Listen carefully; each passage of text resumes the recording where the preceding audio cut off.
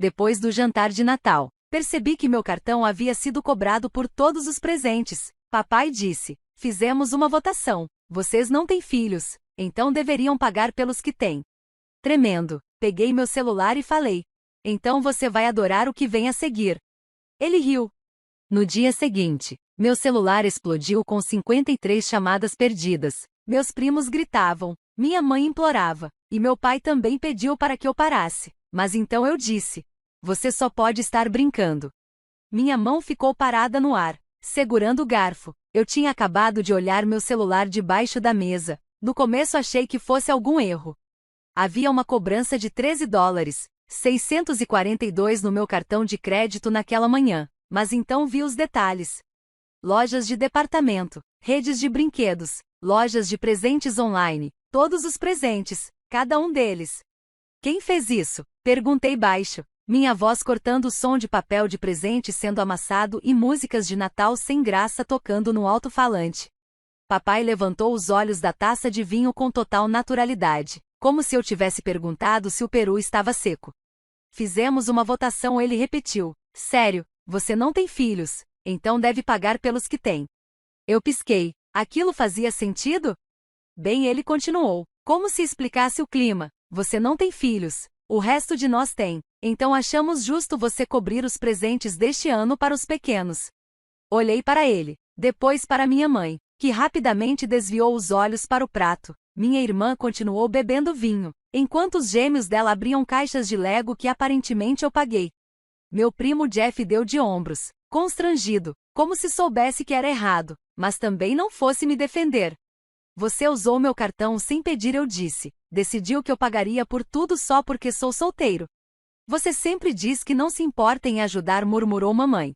Ajudar? Repeti, quase rindo. Ajudar é oferecer. Isso foi uma conspiração. Não fique tão chateado, papai disse, dando de ombros. É só dinheiro, você tem bastante. Meu coração batia tão forte que mal conseguia ouvir as palavras com o zumbido nos meus ouvidos. Olhei ao redor da mesa 12 pessoas, metade das quais não falava comigo o ano todo, a não ser para pedir um favor ou um empréstimo, e agora tinham decidido, discretamente, que eu deveria bancar o Natal deles, como uma espécie de punição por não ter filhos. Vocês são inacreditáveis, eu disse, me levantando. Senta aí, retrucou meu primo, não estraga o clima, as crianças estão se divertindo. Ah, não se preocupem, falei, colocando a mão no bolso para pegar o celular. Eu não vou estragar o clima, eu vou encerrar o show. O que isso quer dizer? Papai perguntou, com um sorriso divertido. Encarei ele. Quer dizer que você vai adorar o que vem a seguir. Ele realmente riu, riu como se eu estivesse blefando, como se eu fosse covarde demais para finalmente fazer o que já devia ter feito há anos. Mas ele não estava rindo no dia seguinte. Por quê? No dia seguinte, meu celular tocou, 53 chamadas perdidas, primo gritando, mãe implorando, pai realmente implorando para eu parar. Mas, a essa altura, eu já tinha enviado, e não tinha mais volta. Ninguém acorda um dia e simplesmente percebe que a própria família te enxerga como uma carteira ambulante. Isso acontece devagar, em silêncio, como um vazamento escondido sob o assoalho. Você só percebe a podridão quando tudo desaba. Tudo começou anos atrás, depois que me formei na faculdade. Consegui um emprego na área de tecnologia. Nada incrível, só um trabalho estável, plano de saúde e um salário que não sumia antes do fim do mês.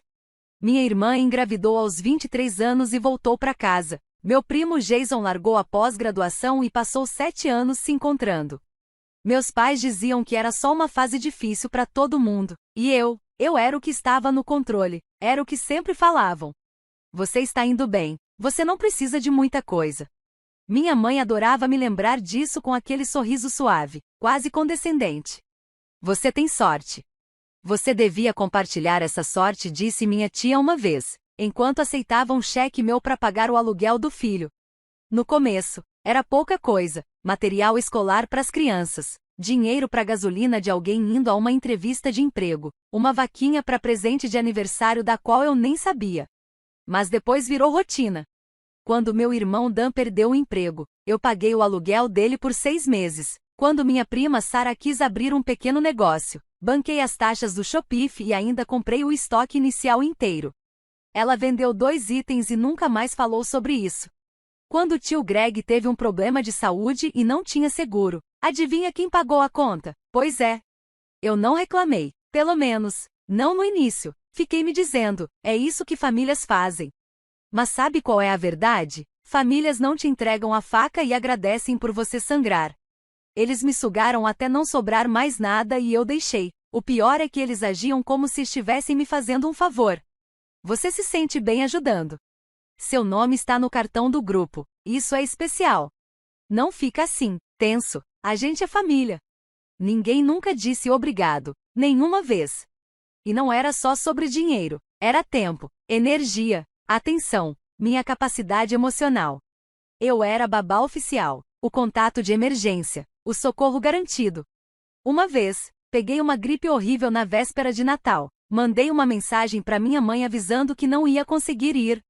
Ela respondeu: Ok, mas você ainda pode mandar os presentes? As crianças estão contando com você. Lembro de estar sentada no chão do banheiro, enrolada num cobertor, tonta de febre, pensando: por que eles só lembram que eu existo quando vem uma fatura junto? Mas o momento em que tudo finalmente fez sentido, o estalo que deu início à reação em cadeia veio 3 meses antes daquele jantar de Natal. Levei minha sobrinha a uma livraria e deixei que ela escolhesse o que quisesse. $50 depois, ela saiu com materiais de arte, alguns livros de capa dura e uma preguiça de pelúcia gigante, que ela chamou de Slump. Ela ficou radiante, eu também. Até deixá-la em casa. De onde é o Slump? Minha irmã perguntou. Eu sorri, deixei ela escolher hoje. Ela franziu a testa. Você está mimando ela. Acha que é o tio legal só porque tem dinheiro? Eu pisquei. O quê? Ela zombou, com um risinho debochado. Talvez você devesse gastar menos com brinquedos e mais com uma personalidade. Aquilo me atingiu com tanta força que, por um segundo, eu quase ri. Eu tinha acabado de passar o fim de semana com o filho dela. Tempo que eu poderia ter usado para descansar, sair, viver. Em vez de um simples obrigado, recebi sarcasmo. Como se ser prestativo me tornasse ridículo. Foi aí que a máscara caiu, não a dela, a minha. Foi quando eu os vi como realmente eram. Tomadores, disfarçados de família. Especialistas em culpa. Nunca me respeitaram, mal gostavam de mim. Eu não era parte da família, eu era um caixa eletrônico com pernas. E então chegou dezembro. Os planos de Natal começaram a pipocar no grupo da família lá por meados de novembro. Claro, esperavam que eu fosse o anfitrião mais uma vez, o Papai Noel do cartão de crédito. Mas dessa vez, eu estava decidido a dizer não. De verdade. Até que meu pai me mandou uma mensagem em particular. Você é tão bom nisso, por que não cuida de todos os presentes de novo? A gente resolve isso depois. Eu ainda nem tinha superado o que aconteceu no ano passado, ou no retrasado. Então respondi de forma direta e fria. Só se combinarmos previamente quem vai pagar o quê. Ele visualizou a mensagem, e ficou no vácuo por 3 semanas. Achei que, talvez, a ficha tivesse caído. Eu estava errado. Eles usaram meu cartão reserva. Aquele que eu tinha dado para minha mãe, anos atrás, só para emergências. Ela ainda tinha um número. Pelo visto, compartilhou com os outros porque o extrato mostrava compras feitas em 5 lojas diferentes, nenhuma delas na região dela. Ela não comprou nada, eles compraram tudo.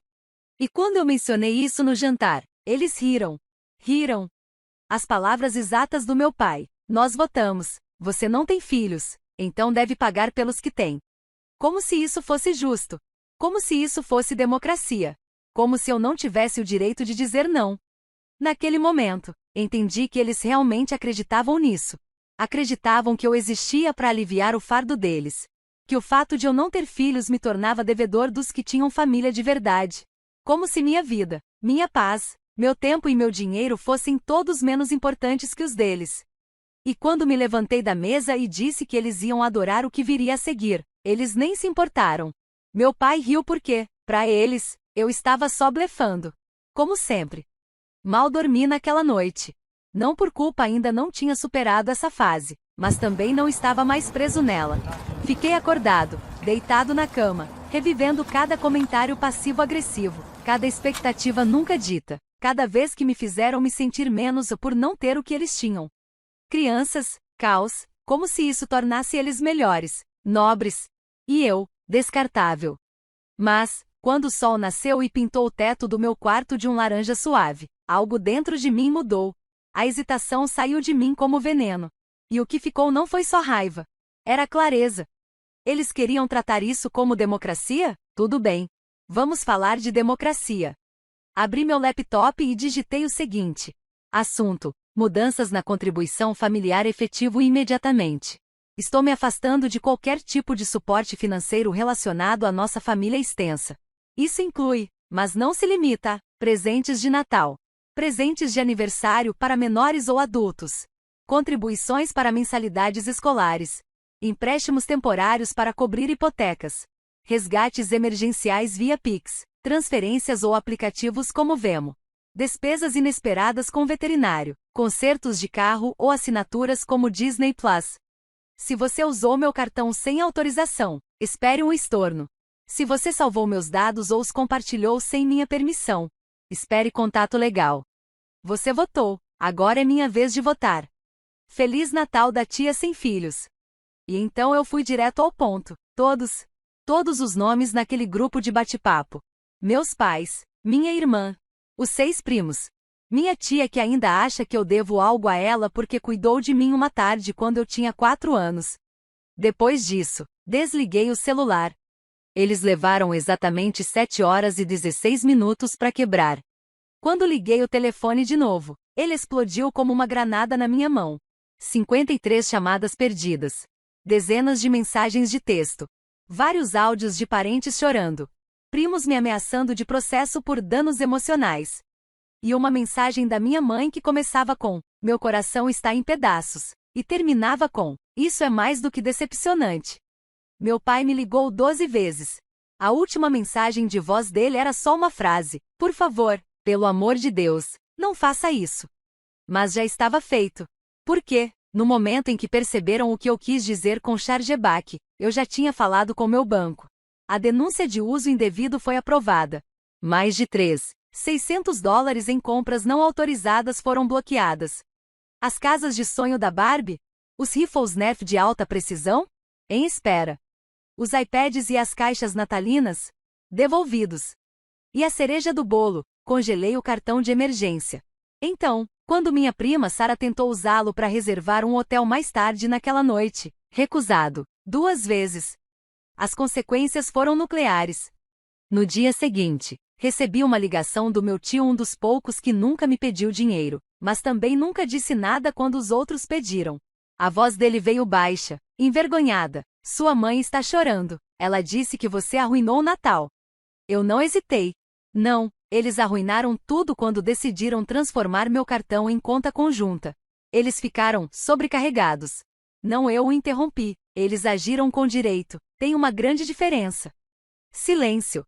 Então, você vai mesmo cobrar tudo? Eu já cobrei. Ele suspirou. Bom, não posso dizer que eles não mereceram. E desligou. Essa foi a última mensagem civilizada que recebi por dias. O verdadeiro confronto aconteceu 3 dias depois. Cheguei em casa do trabalho, e eles estavam me esperando na varanda. Minha mãe, meu pai e minha irmã Raquel, todos de braços cruzados e com o rosto fechado como se tivessem mastigado ácido de bateria.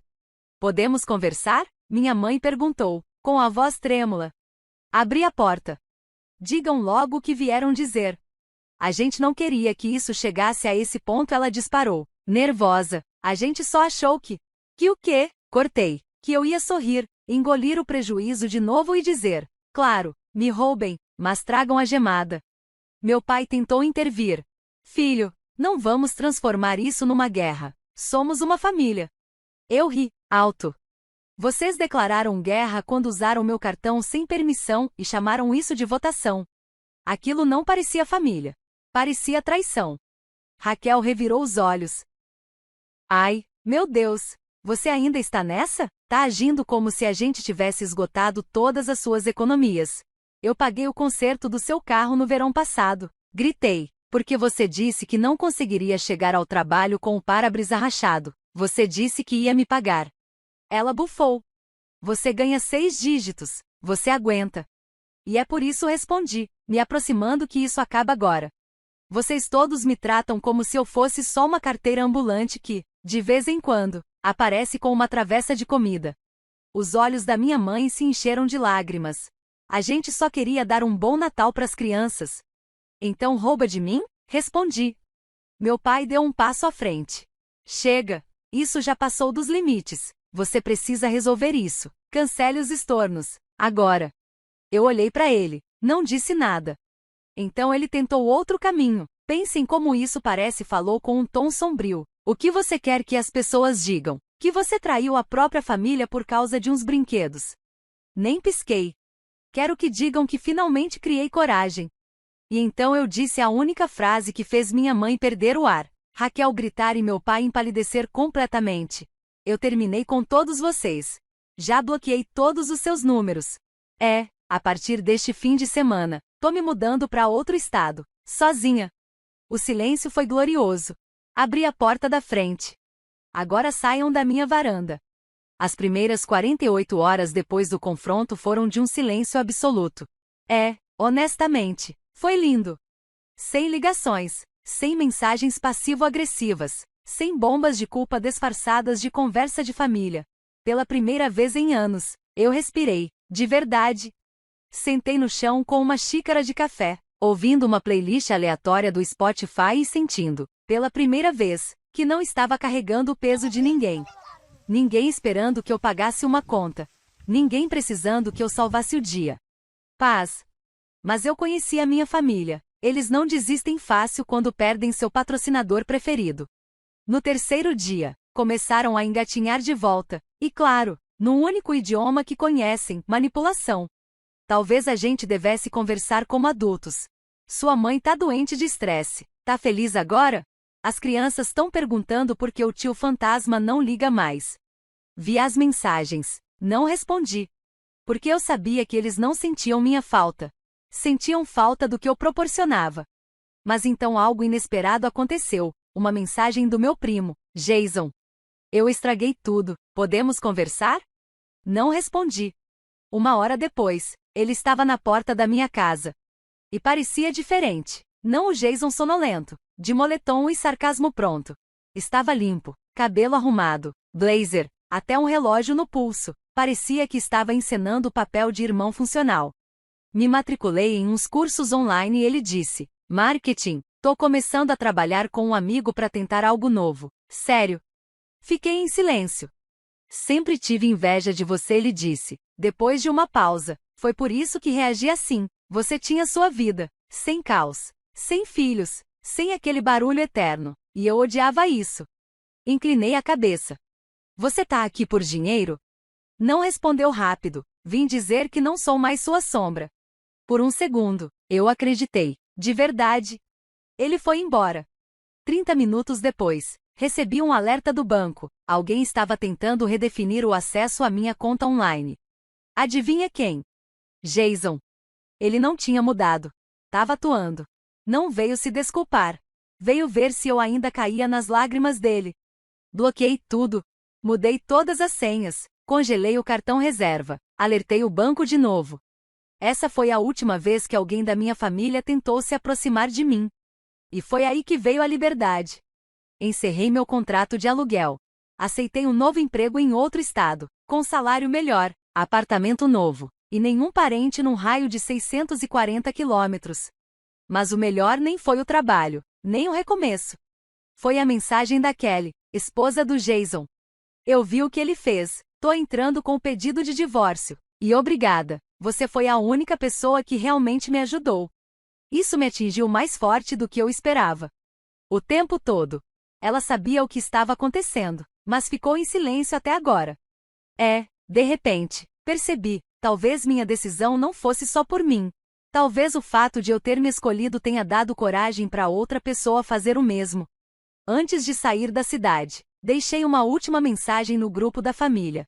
Renomeei o chat. Este banco foi encerrado definitivamente. Em vez disso, tente amar. Em seguida, cliquei em sair do grupo.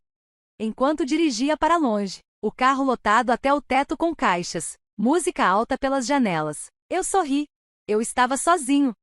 Mas, pela primeira vez, isso não parecia um castigo. Era liberdade. Engraçado como o mundo fica silencioso quando você exclui as pessoas que nunca se deram ao trabalho de ouvir o que você tinha a dizer. Depois que me mudei de estado, troquei meu número e bloqueei todos. O silêncio não era solidão. Era paz. Paz crua, firme, gloriosa. Chega de mensagens tipo: você pode cobrir meu aluguel esse mês? Chega de culpa disfarçada de preocupação. Chega de ver o celular acender com nomes que só apareciam quando tinham boletos. Eles se foram, e não foi só um corte. Pela primeira vez na minha vida adulta, eu não tinha nenhuma obrigação financeira com a sobrevivência de ninguém. E pela primeira vez, eu estava sobrevivendo nos meus termos. Achei um novo AP. Nada de luxo, mas era meu. Minhas regras. Meu orçamento. Minha paz. A geladeira, só com o que eu gostava. Na primeira noite dormindo lá, deixei o celular no modo não perturbe. Não porque eu esperava alguma ligação, mas porque, pela primeira vez, eu sabia que não viria nenhuma. E deixa eu te contar, existe uma cura que só acontece no silêncio. Um tipo de cura que vem quando você não precisa se explicar, nem defender seus limites o tempo todo, nem se perguntar: será que tô sendo duro demais? Não. Você não tá sendo duro, você tá sendo livre. Eles tentaram, claro. Novos números, contas falsas, mensagens de voz. Até criaram um Instagram descartável para me mandar: volta pra casa, somos família, já deu. Eu ri. Já deu. Foi isso que eu disse quando vocês votaram para me roubar e ainda riram da minha cara. Foi o que eu disse quando meu pai falou que eu deveria fazer mais, porque não tenho filhos. Foi o que eu disse quando meu irmão, mesmo depois de tudo, ainda tentou invadir minha conta bancária. Mas agora é diferente. Agora, já deu, não é um pedido. É um limite. E adivinha? É um caminho que eles nunca mais vão cruzar. Comecei a fazer terapia, contei tudo para minha terapeuta. Ela não se chocou, só assentiu com a cabeça e disse: você foi condicionado a acreditar que o amor precisa ser conquistado através do sacrifício. Essa frase ficou na minha cabeça. Porque era exatamente isso. Eles me fizeram acreditar que, se eu não desse algo, eu não valia nada. Se eu não pagasse, eu não pertencia. Se eu não sacrificasse minha paz, meu dinheiro, meu tempo, nem sequer fingiriam me amar. Isso não é amor. Não é cuidado. É controle. E eu finalmente me libertei disso. E eu escapei. As pessoas me perguntam hoje: você se arrepende de ter cortado relações com eles? Não, nem por um segundo. O que eu lamento é não ter feito isso antes. Lamento todas as festas de aniversário que eu banquei e nem fui convidado. Lamento cada vez que cancelei meus próprios planos para atravessar a cidade porque a conta de luz de alguém estava atrasada. Lamento ter sido aquela que lembrava o aniversário de todos os filhos dos primos, enquanto eles esqueciam o meu, ano após ano. Lamento ter deixado que me convencessem de que eu era egoísta. Mas hoje eu não tremo nem por um instante quando penso neles. Eles fizeram a escolha deles no dia em que decidiram que eu era útil, não amada. Eles votaram. Agora eu votei também. Resultado unânime, cortei. Mas aqui está a reviravolta que eles nunca imaginaram. Estou melhor agora do que nunca estive enquanto era prisioneira emocional e financeira deles. Fui promovida. Comecei a viajar.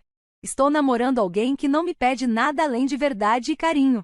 Redescobri hobbies que abandonei anos atrás tentando ganhar aprovação. Voltei a fotografar. Tô aprendendo a cozinhar de verdade comida de verdade, não só delivery ou lanchinho à meia-noite, depois de pagar o aluguel de outra pessoa. Adotei um cachorro. Dei a ela o nome de Equilíbrio. Ela é tranquila, leal e não espera nada de mim além de amor.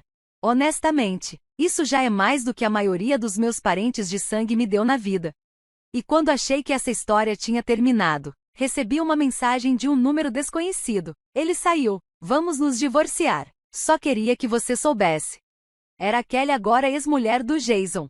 Ela finalmente o deixou. Pelo visto, a pequena transformação do meu irmão tinha prazo de validade. Mais tarde, ela me contou, ele entrou numa espiral, perdeu o emprego, afundou na bebida, queimou o que restava das economias. E ainda assim, mesmo depois de tudo, tentou usar minhas informações bancárias antigas. Você foi a única que viu tudo claramente. Ela disse: eu não acreditei em você antes, agora acredito. E foi aí que me caiu a ficha de verdade. Não se tratava só de cortar laços. Era sobre recusar continuar sustentando a ilusão deles. Às vezes, quando você vai embora, você não salva só a si mesmo. Você acende o caminho para que outra pessoa veja a verdade também. Eu não perdi uma família. Eu me livrei de uma armadilha. Então, quando alguém me pergunta, o que aconteceu com sua família? Eu sorrio e digo, eu costumava ser quem pagava pelo Natal, agora sou quem se salvou dele.